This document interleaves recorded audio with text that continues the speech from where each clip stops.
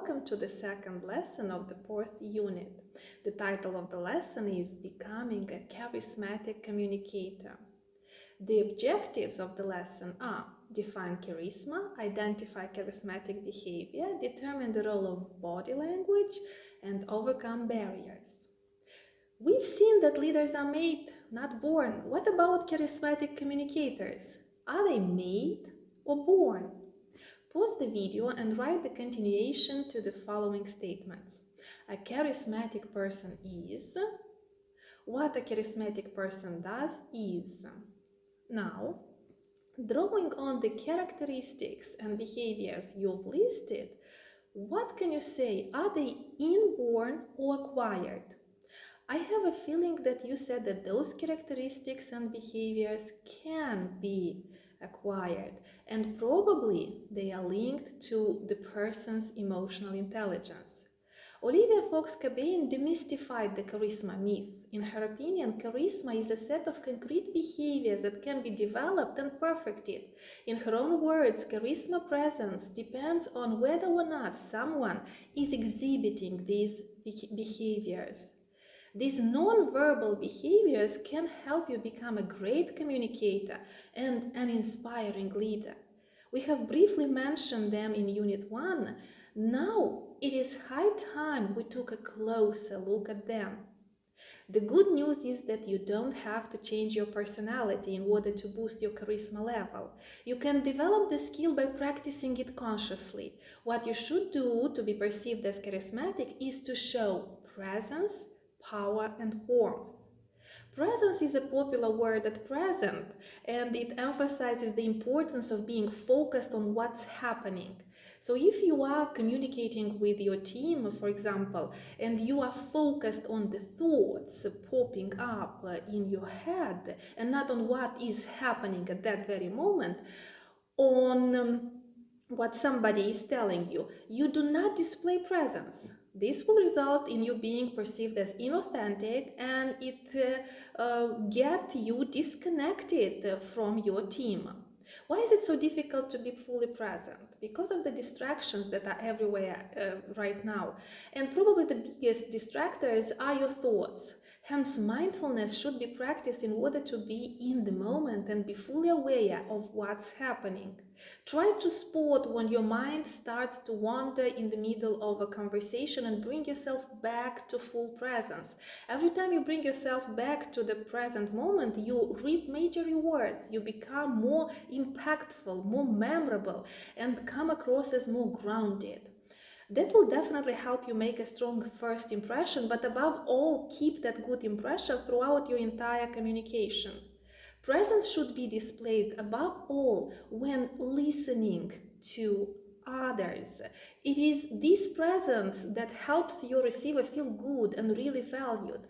In that moment, what you are actually showing is respect and an expression of care.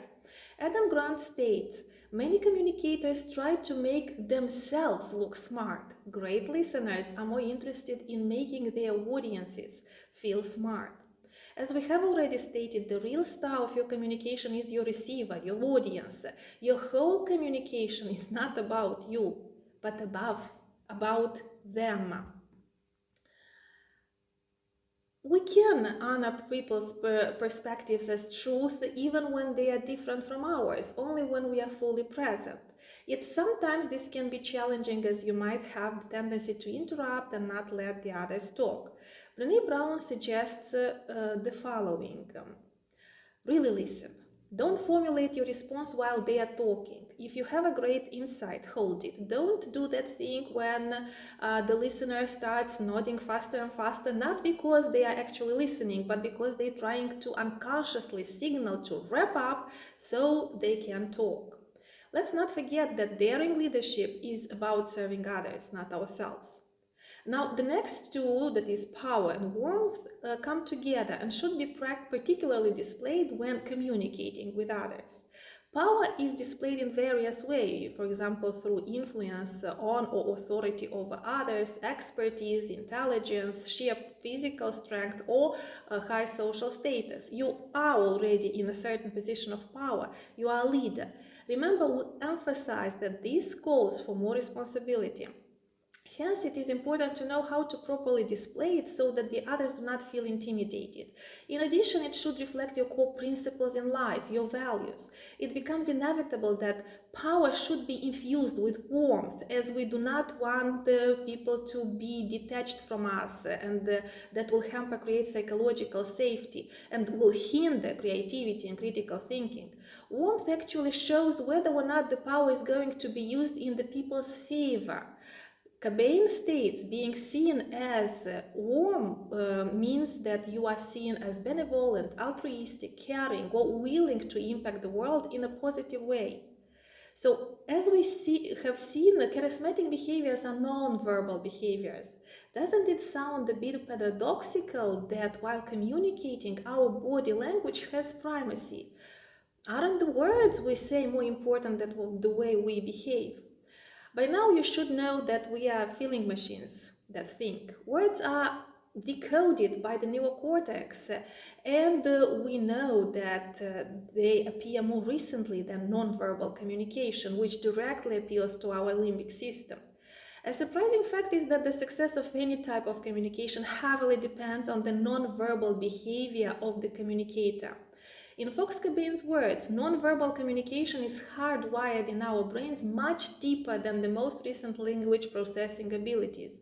She also claims words are grasped by people's cognitive minds, their logical side, which gets to work on understanding their meaning. Body language, in contrast, affects in an emotional level. It's this emotional level that you need to access in order to inspire others to follow, care for, or obey you.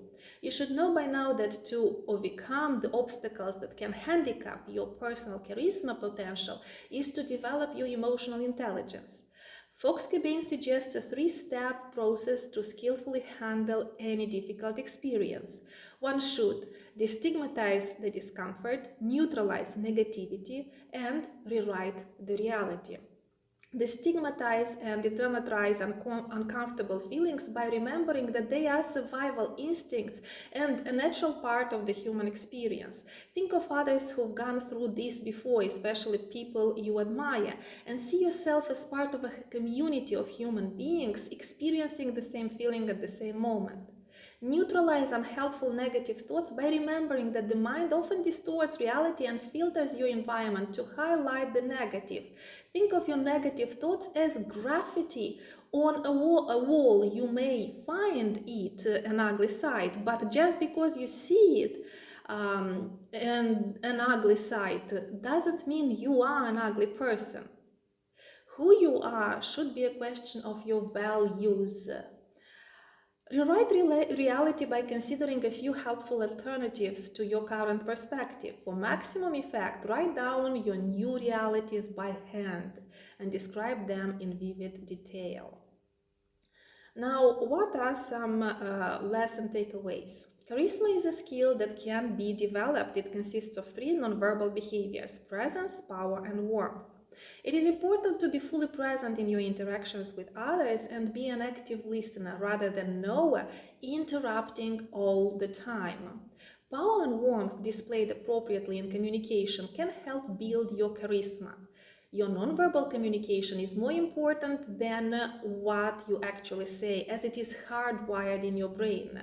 Hence, mastering it, that is, developing your emotional intelligence, will make you a charismatic communicator.